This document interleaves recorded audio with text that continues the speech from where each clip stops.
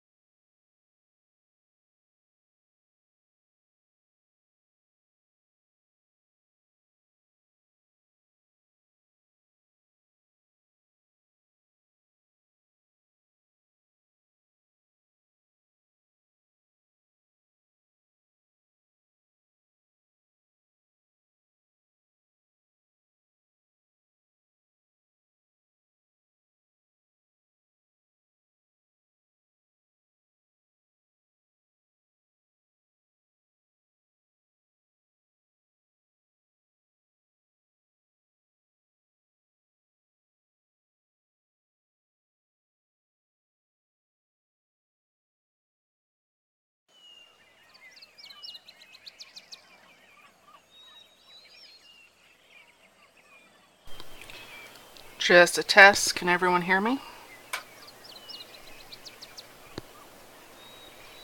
Anybody at all? Yes. Yay. I never trust voice to work if I don't test it first.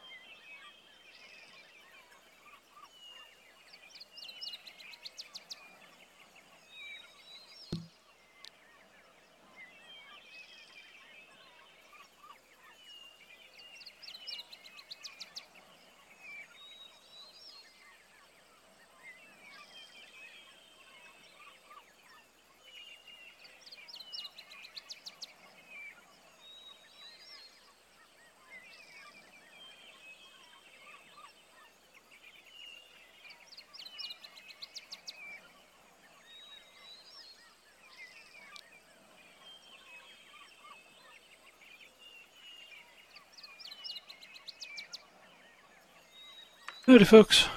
Everybody hear me okay? Yes.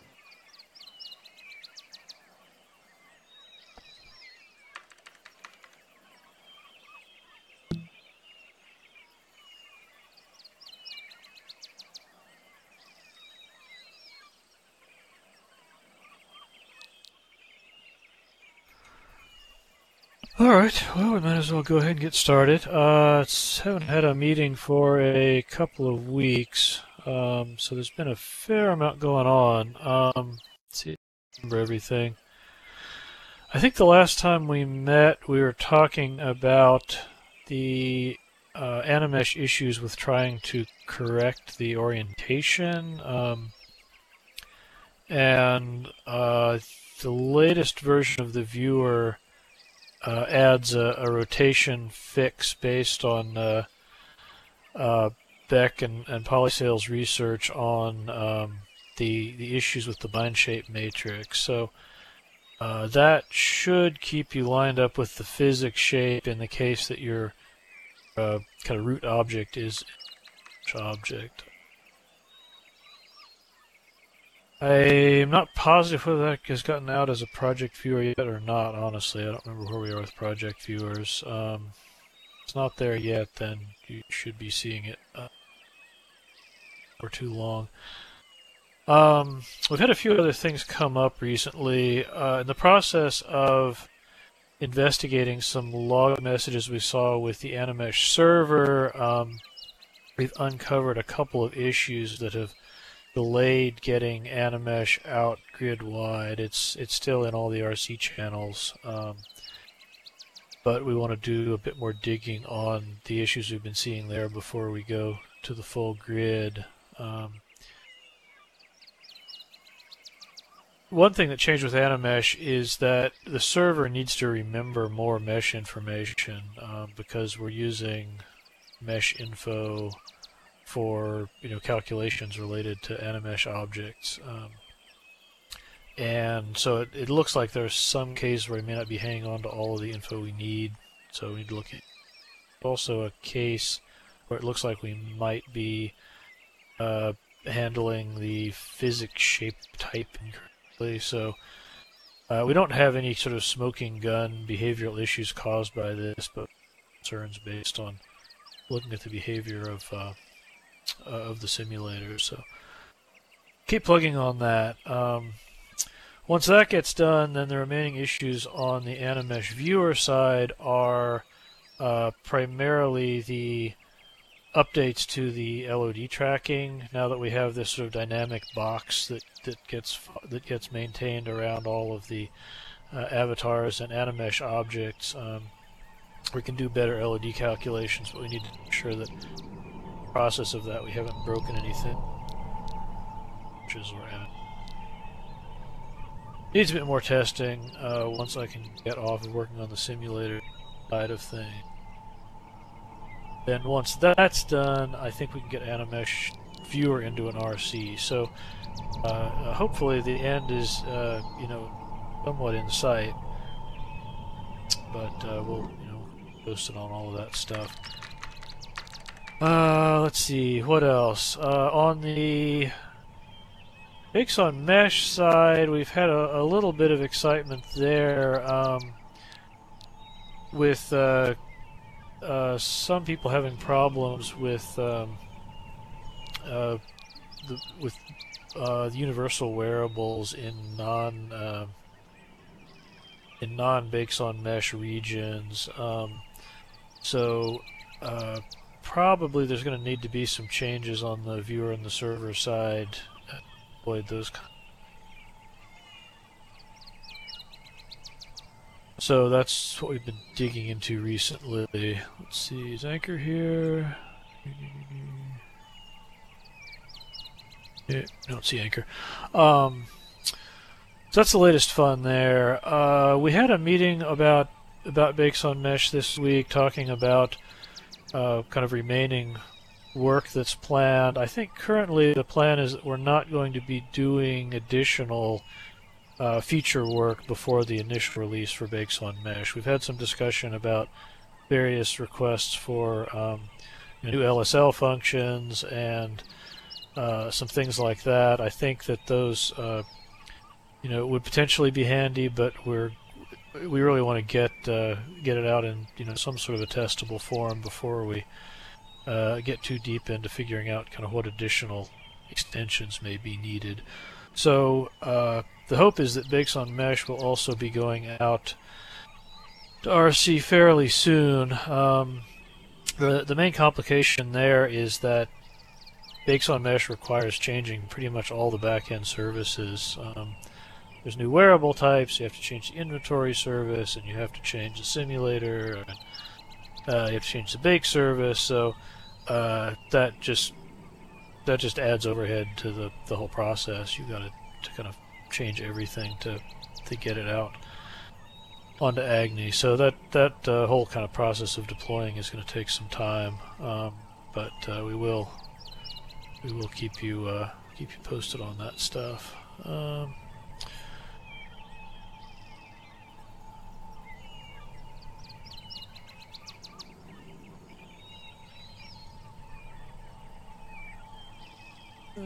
Looking at the Bitbucket link you just posted, just a second.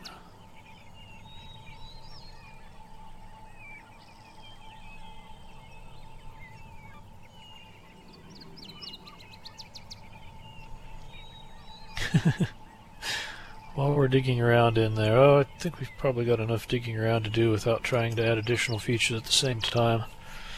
Usually doesn't mix well with bug fixing. Okay, so that's Bakes on Mesh and Animesh. Let's see, meeting schedule. We will have a meeting next week. However, it is the Second Life Summit, so there's not going to be a lot of new development work happening before the next meeting. Probably not going to have a lot of exciting updates for you on next Thursday. But if anybody questions or things they want to talk about, we're always happy to entertain that stuff. Let's see. I think that's all the new stuff for this week.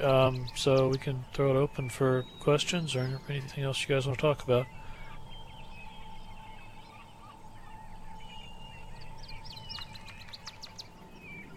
Oh, I just wanted to say, I found out after the last meeting that we had, that Applier had already, by that time we had the last meeting, had fixed the exporter problem for Applier with a fix. So that now, I guess now it looks like that the blender can export out using the Applier exporter, and the physics line up now with the mesh. So going forward, there's no problem with Avastar, from my understanding. Okay, that's good news. Yeah, I think we talked about that in a past meeting that Avastar was looking into doing a fix for that. So I think what that's going to mean is that new content that's created or edited in Avastar should have the blend shape matrix fixed up in the kind of standard Linden orientation. Of course, we still have to figure out how to handle older content, which is the kind of thing that we're trying to address by doing that rotation fix we talked about.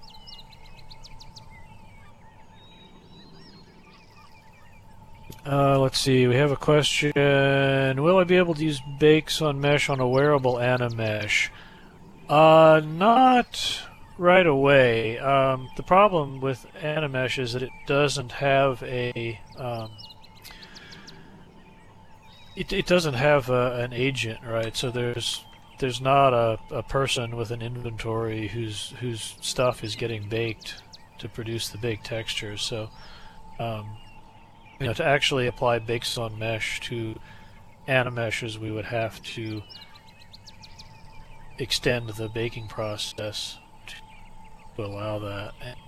It's something we're thinking about doing at some point in the future, but it won't be supported with the initial release of Animesh, initial release of Bakes on Mesh, whichever one of those.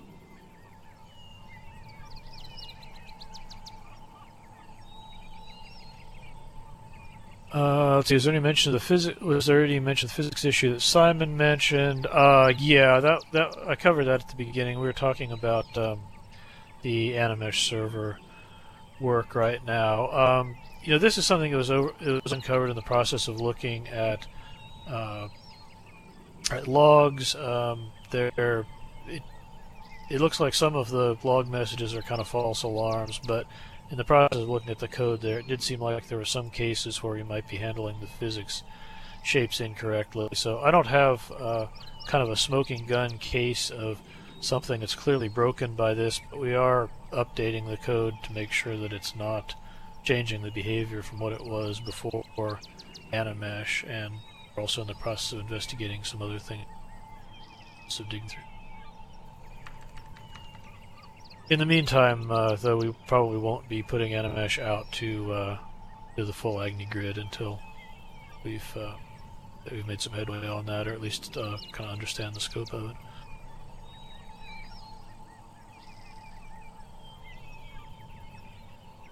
Wouldn't you be able to use bakes on mesh on a wearable Animesh object as an avatar attachment? Well, I mean, in principle, you could use your avatar's baked textures in that case, but I'm not sure how much sense that makes. I mean, wouldn't you really want to use the textures associated with the Animesh's outfit rather than with the avatar's outfit?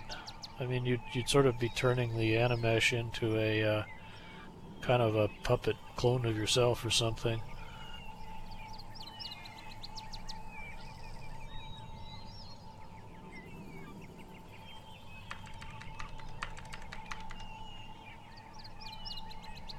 Well, in theory, if you had an Animesh attachment, say a parrot, you could use one of the new baked channels to texture it, and so that you would be using a baked on mesh texture to texture, like say a parrot or something.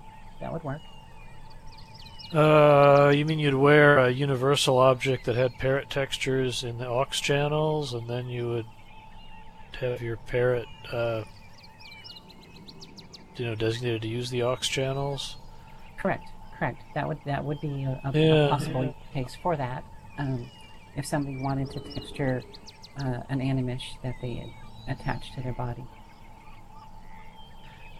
I mean, you could do that in principle, but it seems like what you really want for Animesh is to have the ability for kind of Animeshes to have their own outfit state. So I think we would probably hold off on trying to do something along those lines until we, could do some digging into, kind of a more complete solution. I wouldn't really want to have to support two different use cases like that, where it's,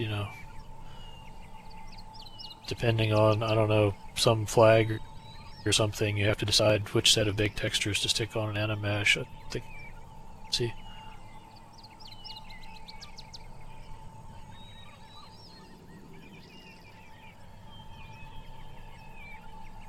Marry your Animesh friend. I like that idea.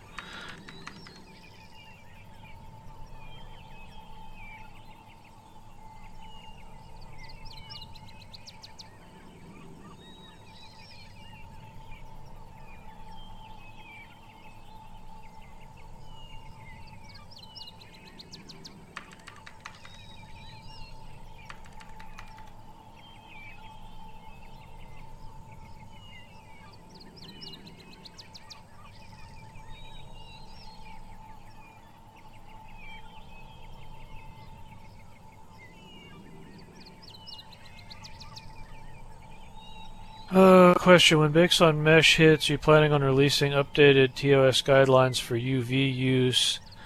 We haven't had any discussions about that. I know there's been some stuff going on about UVs, but haven't been tracking it personally.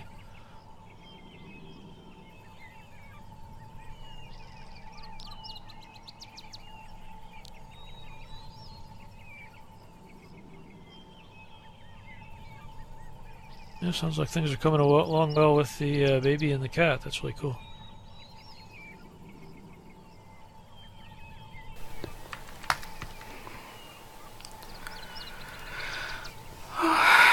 Well, Meg, that's what I'm kind of getting at. It would help if Linen Labs came out with like guidelines for what UV use in SL is copyrightable and not, and so either tell people they can't copy at all, and so they know that they can't, or tell everybody, yeah, it can be copied. So that way there's not issues like we had last week.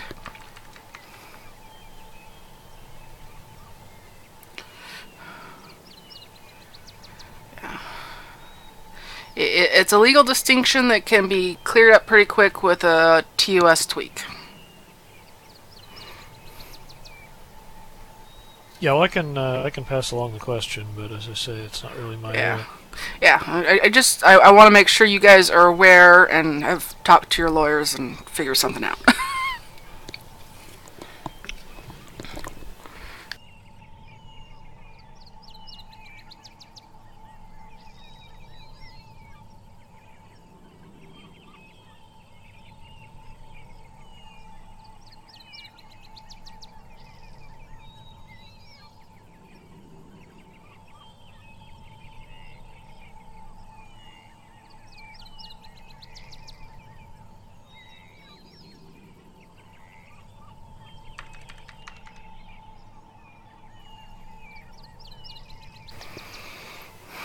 Well, it's a gray area, Liz.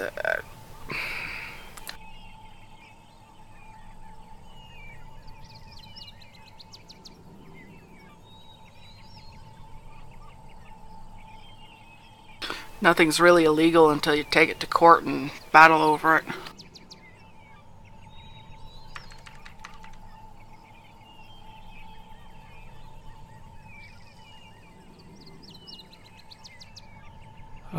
Let's see, there's a comment that the only workflow for Animesh is through Blender, not Maya.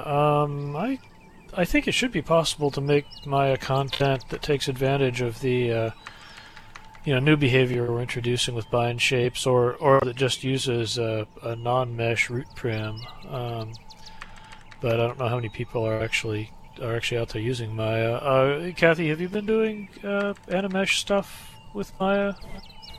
I haven't been doing hardly any Animesh stuff, but as far as I know, I've uploaded mesh exported out from Maya and set it to Animesh, and everything seemed just fine. So Maya should work as far as I know with Animesh. Okay. But isn't the problem that you can't make animation, right? No. You can make animation with Maya. There's Maya Star. You can make animations with BVH files, and there's another product on the marketplace. Sometimes he comes here to the meetings. He's made another sort of plugin for Maya that will allow Maya users to export out animations as .anim files, and it's also compatible with Maya Star as well. So as far as I'm aware of, Animesh should work just fine with Maya. Like, so I haven't done a lot of it myself other than upload mesh when I was working with Gaia to try to figure out the physics physics thing. Yeah, and it appeared to be just fine. Okay, well, that's actually encouraging then. Yeah, as far as animations go, they should, if they work for avatars, they should work for Animeshes. There's not really a difference in how those are getting handled. If we're getting a rotation issue with Maya that's not getting corrected for, correctly, I'm pretty sure that, there's some way of using the product to produce the results you want, but since I'm not a Maya expert, I can't say exactly what that would entail. Yeah, custom bones are not currently supported. We've had some discussions about it, but right now everything is based on the current bento era skeleton. There is quite a lot you can do with repurposing bones that you're not using for something else. So there's a fair number of spare bones floating around. You've got extra limbs and stuff. So depending on what you're modeling, you some extras that you can purpose into your own sort of Here, pseudo rig. Do you know of any animation fixes coming or bone fixes? Because I was trying to animate the belly bone the other day, and I can't seem to get an animation that animates it.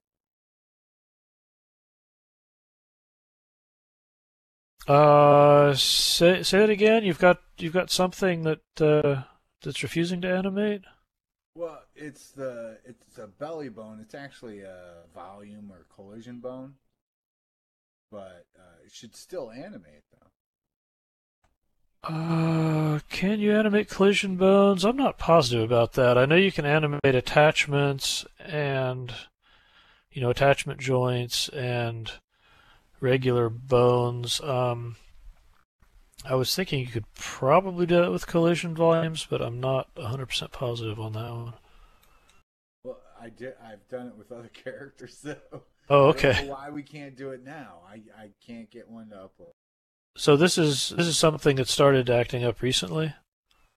Yeah, sure, because our cat uses it, but now I can't get the baby to use it. So what's the symptom? You can't get the mesh to upload, or you can't get the animation to upload? Well, it's just the bone doesn't move.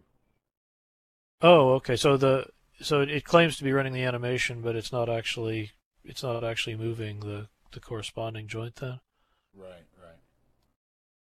Have you done the render metadata to enable display of joints to make sure that it is actually moving, or to see whether it's actually moving? I have done that, but I don't know that we get to see the volume bones. I don't see.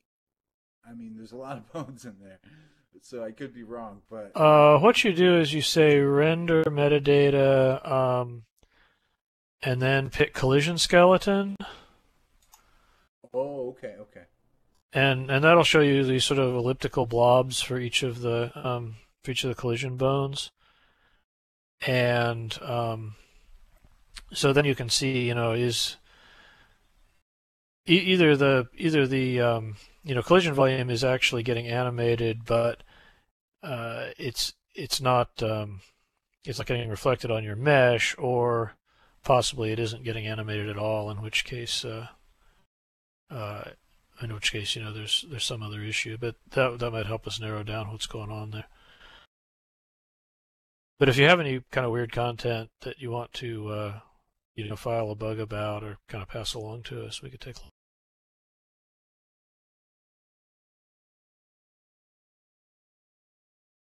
Someone will get a jeer.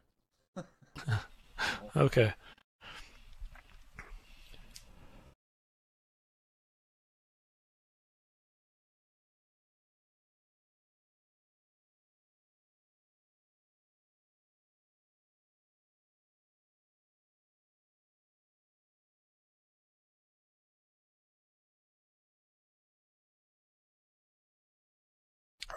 Beck, if you've got an Animesh viewer specific issue where a mesh shows other places and isn't showing in ours, then that would also be a good one for us to take a look at. Just let me know. Is there news about EAP? I think EAP is coming along pretty well. I've been hearing about some kind of final UI work and so on. I don't have a definite time frame on it yet, though. I'm trying to see if Ryder is here now. Ryder's not here now that I can see.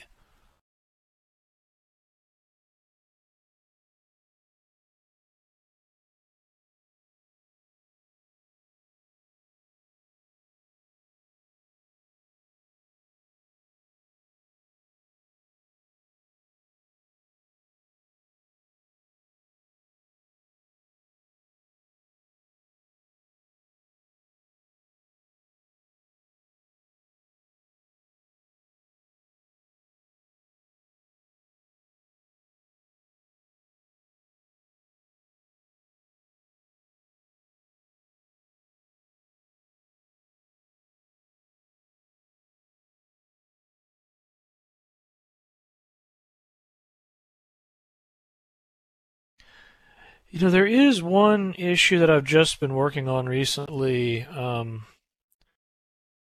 which could be related. There was some handling of the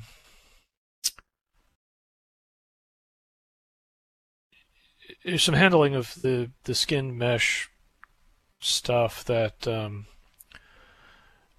would sometimes not display things that it was supposed to. And it's the original Jira that we saw had to do with seeing a different behavior in like 32-bit versus 64-bit viewer, but I think it was actually like an uninitialized variable, so it's going to manifest in kind of very random ways. So there will be a fix for that coming out. I strongly suspect that's what's causing this bug that you just cited. So that should be addressed the next time we get a.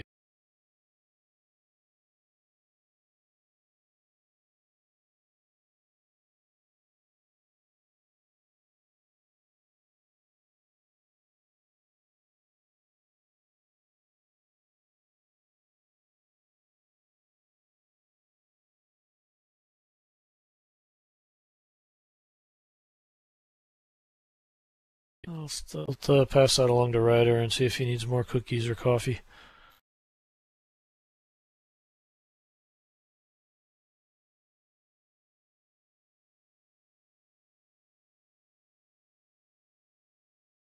Oh, thanks, Kathy. That's a cool link. I didn't know there were people who had that capability out there.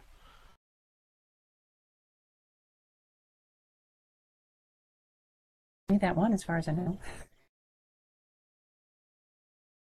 That's cool.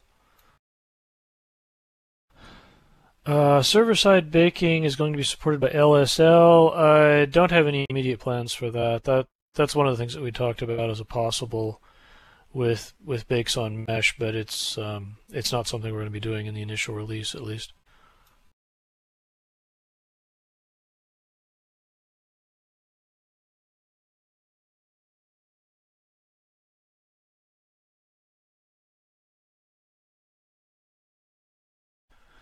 Animation's not rendering if they were stopped and started while host object is selected. Yeah, that one is a pain. I did spend some time looking into it. It's not a problem with all animations. It's a problem if it's the same animation. If you try to stop a particular animation and then restart it, the state doesn't get updated correctly. That's enough of a corner case that I'm not at all positive we're going to try to fix it before the initial Animesh release. Obviously it's not ideal, and it would be good to get a fix for it, but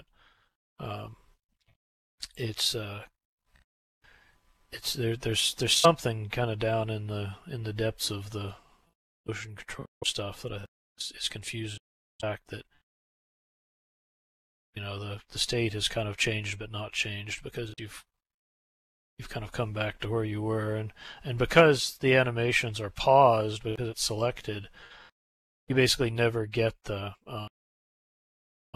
steps in the animation controller that you need to get the states to update correctly. It's kind of a consequence of intended behavior, even though it doesn't actually do exactly what you'd want in that case.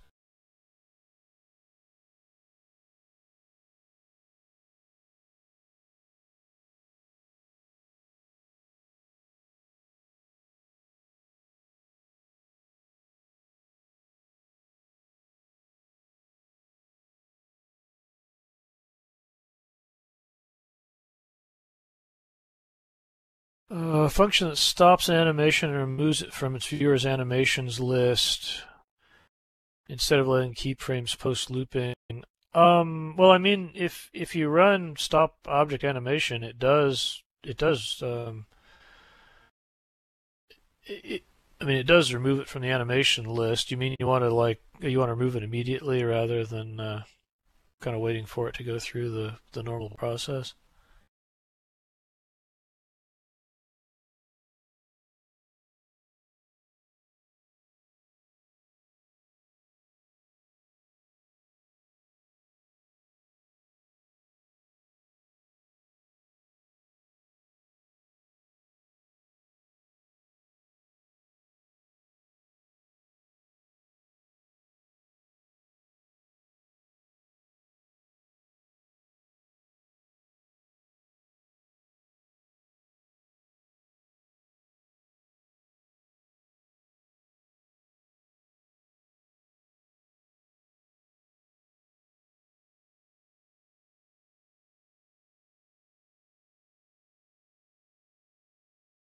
Yeah. Okay. So yeah, I mean, if we added an instant stop, that would be we'd want to support that as a general animation feature rather than just for Animesh, I would assume. So, presumably we'd need to have kind of avatar versions of that and Animesh versions of that. Um, so I think that would probably go in the kind of potential future work bucket at this point. But I'm not sure if there's a Jira that specifically calls for that as a new LSL feature. Do you know of one?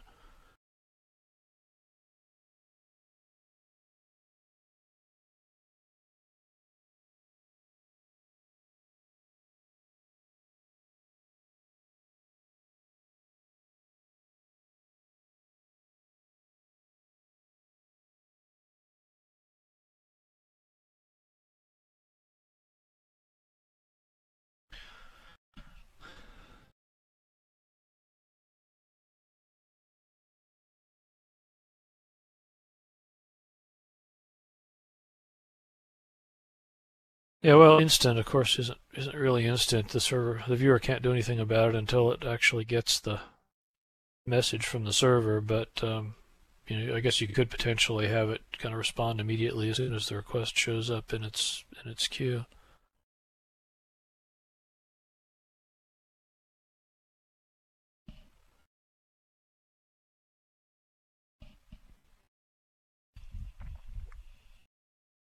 So, what's the typical use case? Why do we want to stop animations instantly rather than letting them go through their normal kind of shutdown cycle?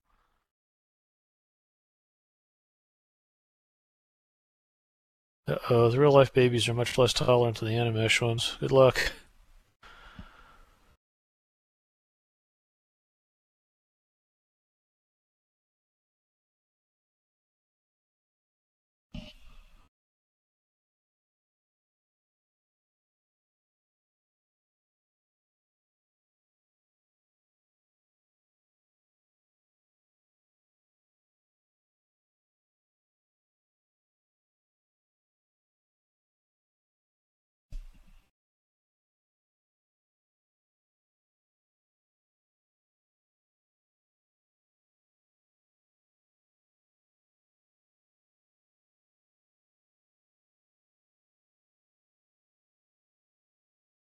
So, if the animation doesn't have a loop out segment or has a zero length loop out segment, will it stop right away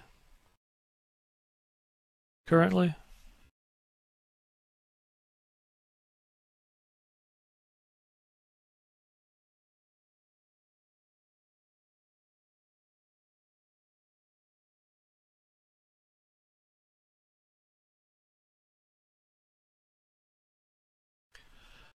I guess this kind of falls under the heading of wanting to have more controls over how animations behave at runtime, right? We've had requests to be able to run an animation at different priorities as well, which, again, it's the priority and the loop out are both things that are kind of baked into the animation that we sort of always look at rather than allowing them to vary on the fly.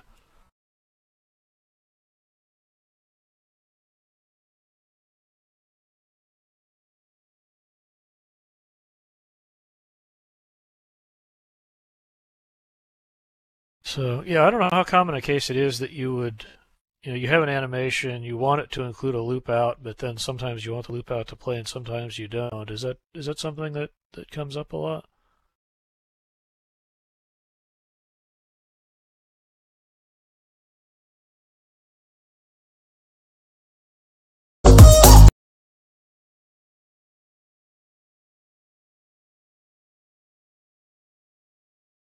Yeah. Okay, so you're looking at this more from the perspective of someone who's kind of using an existing animation rather than you're authoring an animation with a loop out that you may or may not want, right? Okay.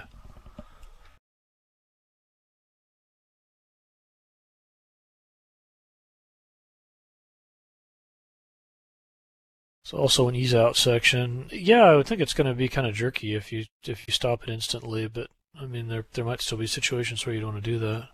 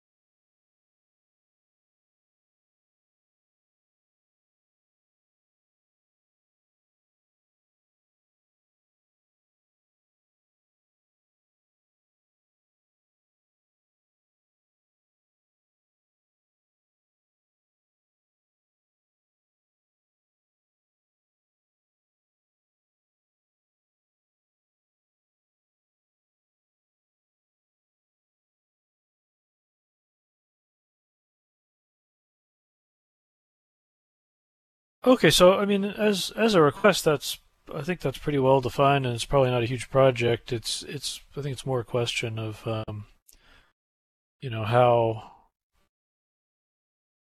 much demand there'd be for it, where it would fit into the requests, and obviously it's kind of related to the priority changing thing as well, which has come up before. Maybe we have a general LL set animation property call or something like that.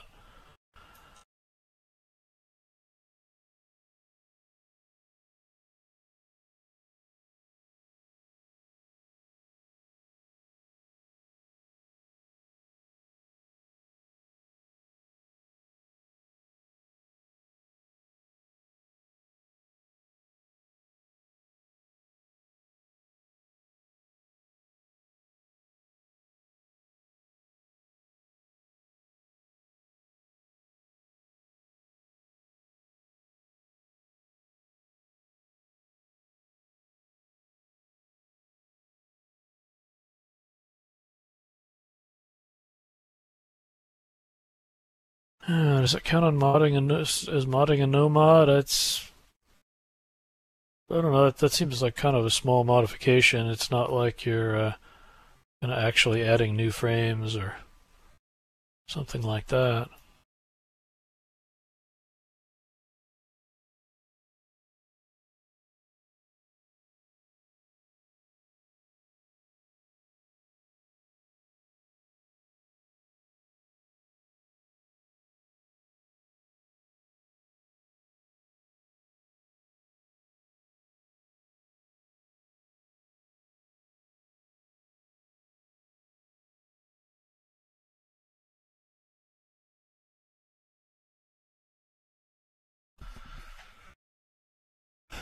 I don't know. It doesn't seem to me like that really constitutes modifying. I mean, you're not making a different version of the animation. You're just using it in a particular way.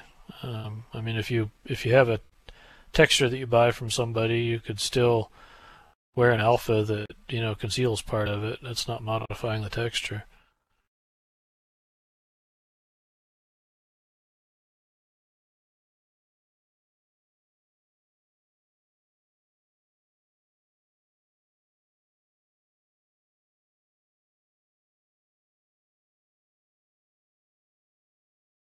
Yeah, well, I don't know. I guess you see previous discussion about UVs. As the policy stuff isn't really my category.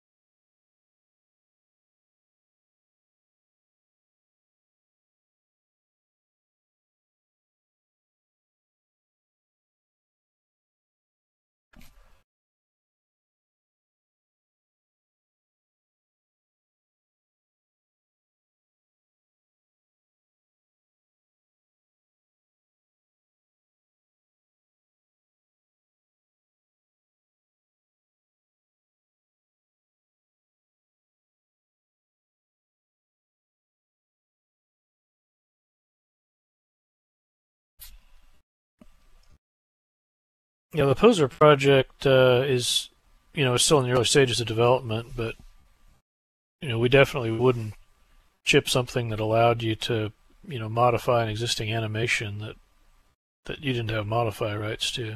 That clearly wouldn't fly.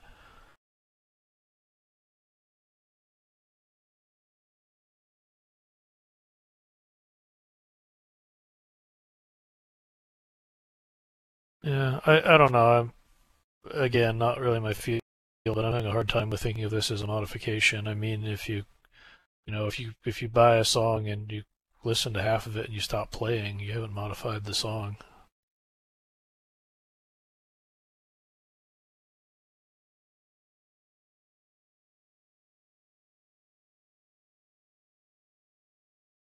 No, that doesn't mean that somebody couldn't make a fuss about it. That's, you know, what it's possible for things to become. What's possible to wind up in court doesn't necessarily have anything to do with what you or I think is reasonable.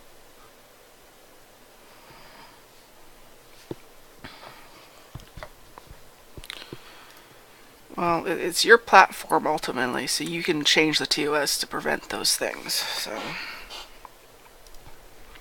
Well, I mean, we can set the TOS, and if people who follow the TOS don't get in trouble with us, but that's not a guarantee that it, you know, something couldn't go to court. Or we don't have any legislative authority. Yeah, but they could, once they go to the court, the defendant can point at your TOS and it says, look, the TOS of the platform says that uploading it means blah, blah, blah, blah, blah. So.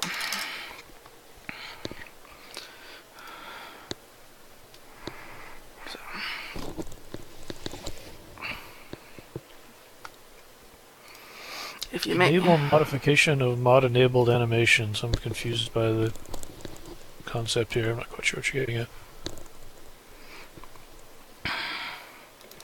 She was referring to something I said about being able to modify existing modifiable animations.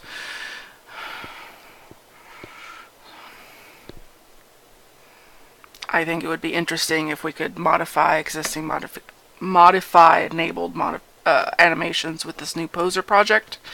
But she's okay, yeah. But she's right. I think animation creators would need a warning, a long warning, in order to get their stuff set to no modify first. So, if they want to do that.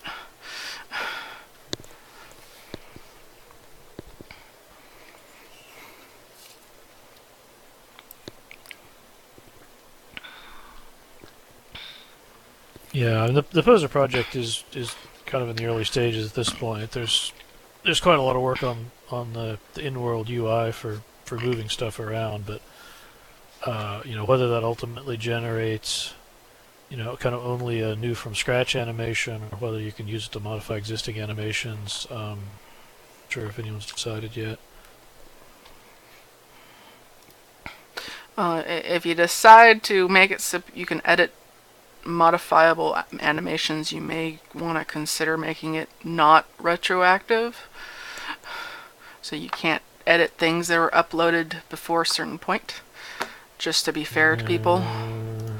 So. Yeah, but you don't usually know when stuff was uploaded when you pull it up in the viewer. I'm not sure where that would leave you if you tried to implement something like that. Isn't it listed in the properties when you look at those?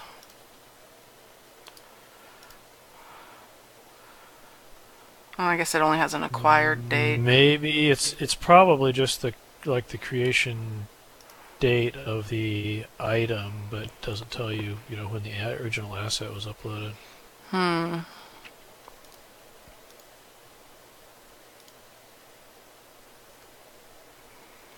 that's rough.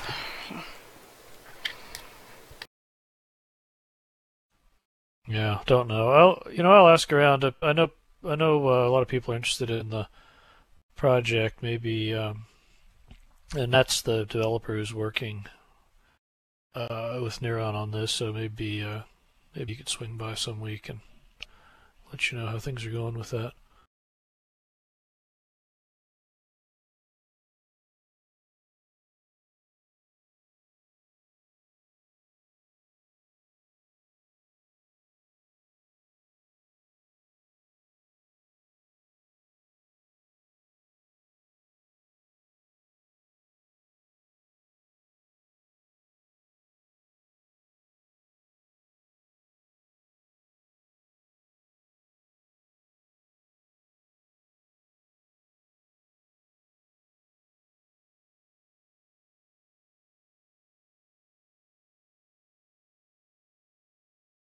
No, it's true. There hasn't been any previous ability to modify animations in the viewer, regardless of what the permission said.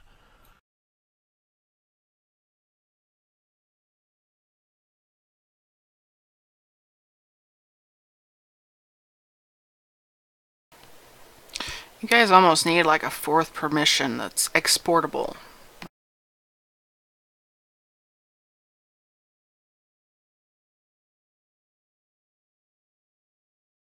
Because I'm sure there would be full perm animation creators who wouldn't mind making stuff just for that purpose.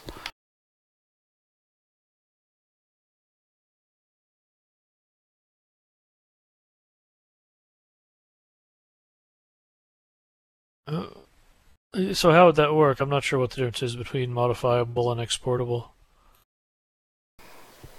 Well, currently, you have no ability to export anything animation-wise, whether it's modify or not, or transfer or not. But I'm not talking just about... Well, yeah, but I mean that's not about whether you're allowed to. It's about whether you can, right? It's just the feature doesn't exist.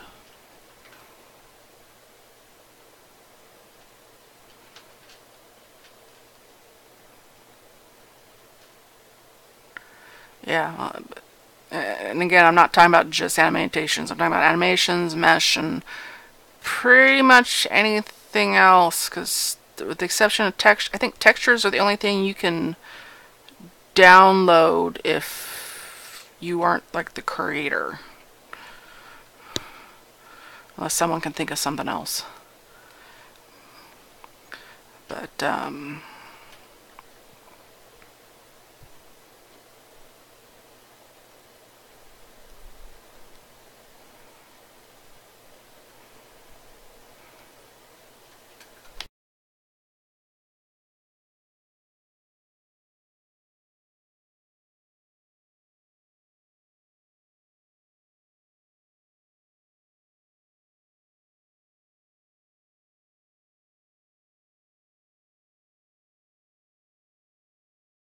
Now, I wouldn't mind if we could modify speed and priority. I mean, I think pretty much everyone would be for those things. I think that would cut down a great deal on the number of animations that have to be uploaded too.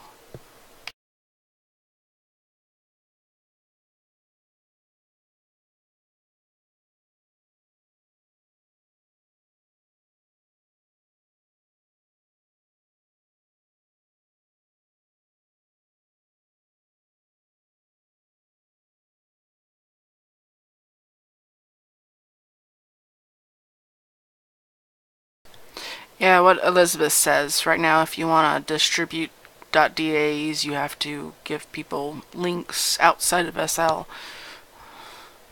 Same with animations or anything else you want to make truly full perm.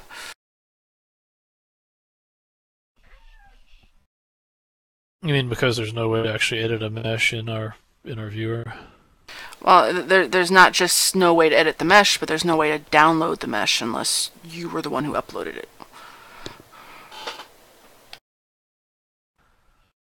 So you can't... I'm not sure what you mean by downloading the mesh. That's a Firestorm feature? Yeah, I think they have it, but I mean, I can't buy a full perm mesh from you and then download it like I would a texture.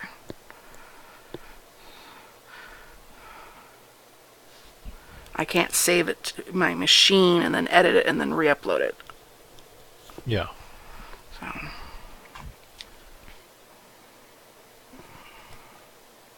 Or export it, same thing.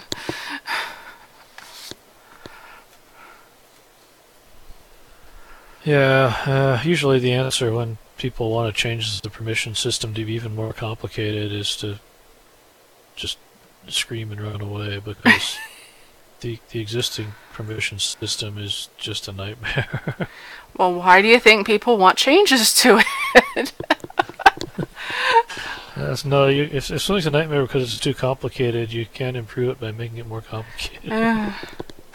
But yeah, I understand the desire for being able to do things that we currently can't. But yeah, so that's why I was mentioning a fourth permission for downloadability, because yeah, a lot of people wouldn't want them to be exportable. So you can't just make it. I see what you mean. There is like a real distinction there between being able to modify it kind of in world and being able to take the bits out and do Yeah. something else with them. One is much more dangerous than the other of permission to give. So I can see why you guys did it with textures, but not mesh. But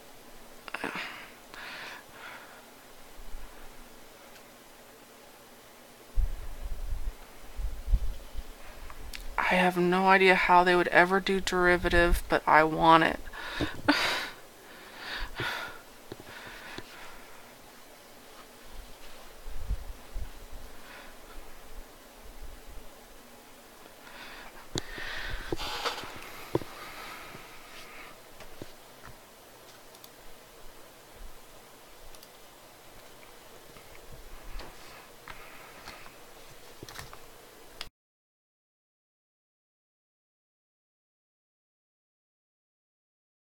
All right. Any other questions? Have I missed anybody?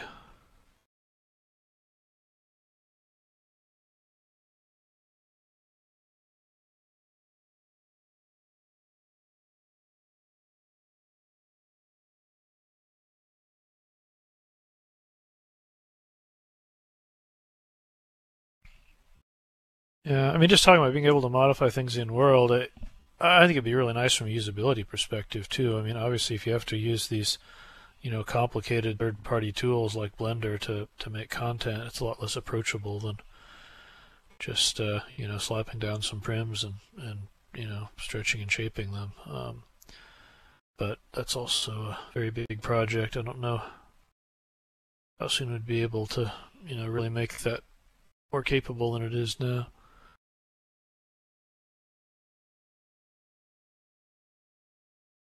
Get a function to query the charge triangle counts per LOD levels. Yeah, I mean, we do have some requests for various kinds of queries against Animesh.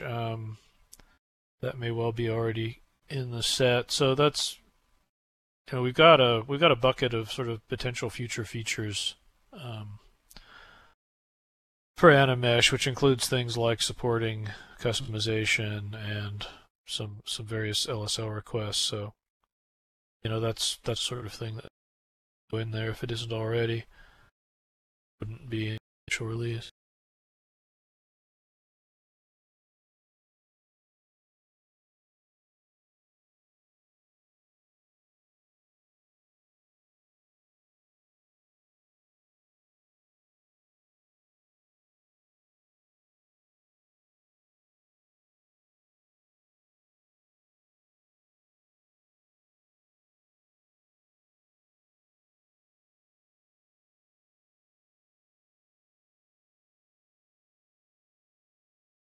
Yeah, that derivative stuff I think is a really cool feature in Sansar, and I can't imagine how we could possibly make it work in SL given our existing system. But it would be nice. I think it's that derivative system that's taken forever to implement in Sansar. It's a hard project, yeah. And that's if you're starting from a clean code base rather than some existing thing that's been around for 15 years. Well, hopefully, if you're working on it in Sansar, you'll learn some stuff that'll make it easier here. Honestly, that's why I was always rather hopeful with Sansar, because I knew you guys would be able to try things that you wouldn't be able to try things here, and hopefully the good stuff would leak back here eventually. Yeah, well, we'll see. I'm always interested in adding new cool stuff. I think the Second Life team is working at lightning speed compared to the Sansar. We're getting feature after feature. Sansar's getting features, but and actually they're getting a lot better features right now. Now, let's try not to make it a contest. Actually, maybe let's do. Maybe both teams will work faster that way. Yeah, that's what I'm thinking.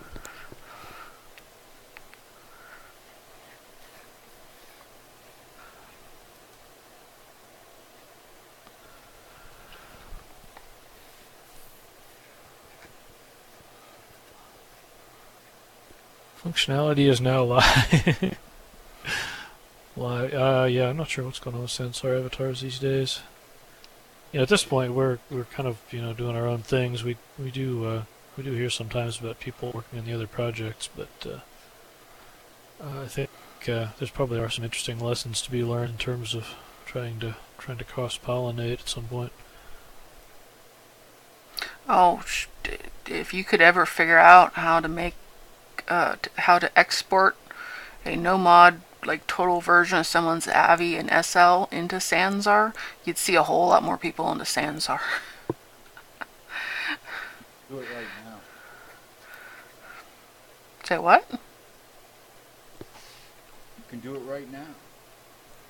How? You can't buy As an NPC. As an NPC.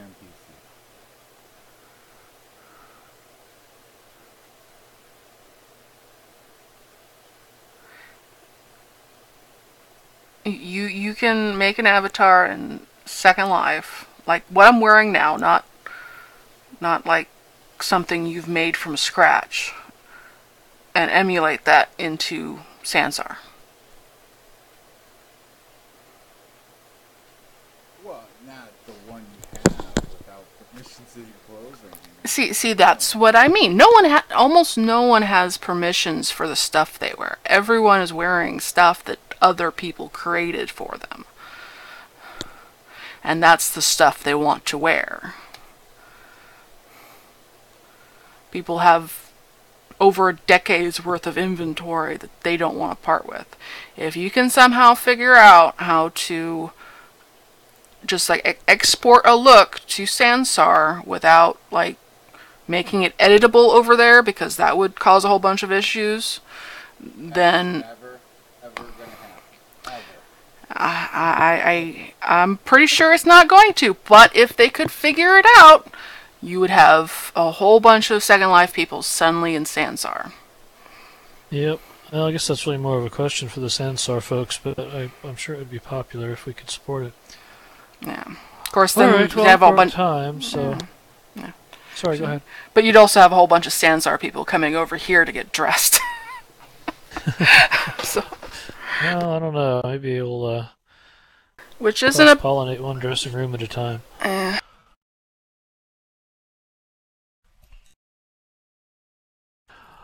All right. Well, looks like we're at time for this week, so we should go ahead and wrap it up. So we'll see you guys in a week, and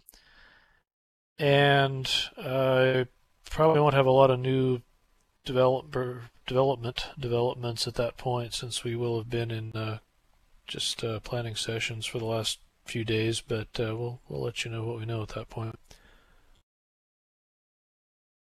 So have a good one. Thanks, Fear. Fear. Thanks, Fear.